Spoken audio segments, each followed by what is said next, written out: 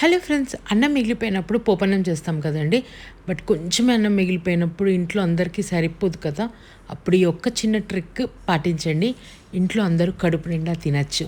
దీనికోసం ఎంతైతే అన్నం మిగిలిపోతుందో అది మంచిగా ఇట్లా పుల్లలు పుల్లలుగా విప్పేసుకోవాలి.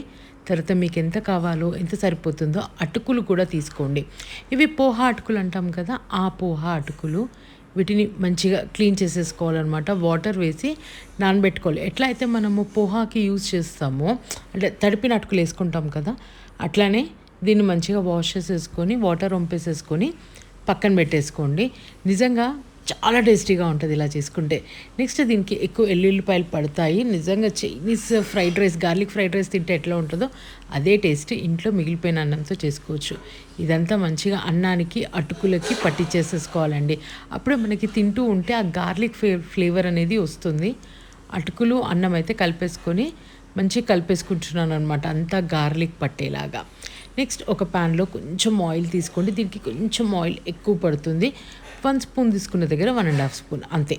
సో ఇందులో మంచిగా జీలకర్ర, ఆవాలు వేసేసుకుందాము. తర్వాత మంచిగా పొడుగ్గా కట్ చేసుకున్న పచ్చిమిర్చి యాడ్ చేసుకోండి.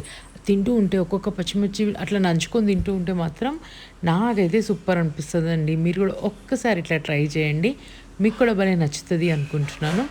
అండ్ ఇందులో కరివేపాకు ఫ్లేవర్ కూడా ఎక్కువ ఉండాలి, అప్పుడే దీని టేస్ట్. సో ఎక్కువ కరివేపాకు కూడా వేసేసుకొని మంచిగా ఫ్రై చేసుకుంటున్నాను. అండ్ మంచిగా సన్నగా పొడుగ్గా తరిగిన ఉల్లిపాయ అండ్ పసుపు కూడా ఇందులోనే యాడ్ చేసేద్దాము. నిజంగా చెప్తున్నాను కదా, సూపర్ ఉంటుంది. అండ్ 10 మినిట్స్లో రెడీ అయిపోతుంది అనమాట. సాల్ట్ కూడా వేసేస్తున్నాను. అన్నీ బాగా కలిపేసుకొని ఇందులో రైస్ యాడ్ చేసుకొని దనాదన్ టాస్ చేయడమే అండి. చాలా అంటే చాలా ఈజీ ప్రాసెస్. ఇది లంచ్ బాక్స్ రెసిపీ కాదు, అప్పటికప్పుడు చేసుకొని తినే రెసిపీ అనమాట. లంచ్ బాక్స్లో చేస్తే ఏమవుతుంది అంటే అప్పుడప్పుడు, అంటే ఇది ముందు రోజు రైస్ కనుక పాడైపోయే ఛాన్సెస్ ఉన్నాయి. మీరు అదే రోజు రైస్ చేసుకుంటే మాత్రం ఏమీ అవ్వదు. బట్ ఇది ముందు రోజు రైస్ కనుక పాడైపోయే ఛాన్సెస్ ఉన్నాయన్నమాట. బాగా కలిపేసుకోండి, అంతే అండి. సర్వ్ చేసేసుకోండి. యమ్మీ యమ్మీ. మేమైతే పోపన్నం అంటాం దీన్ని. మీరేమంటారో కమెంట్ సెక్షన్లో కమెంట్ చేయండి. కొంతమంది తాలింపన్నం అంటారు, కొంతమంది పోపన్నం అంటారు. సో ఒక్కసారి ఇలా అయితే ట్రై చేయండి.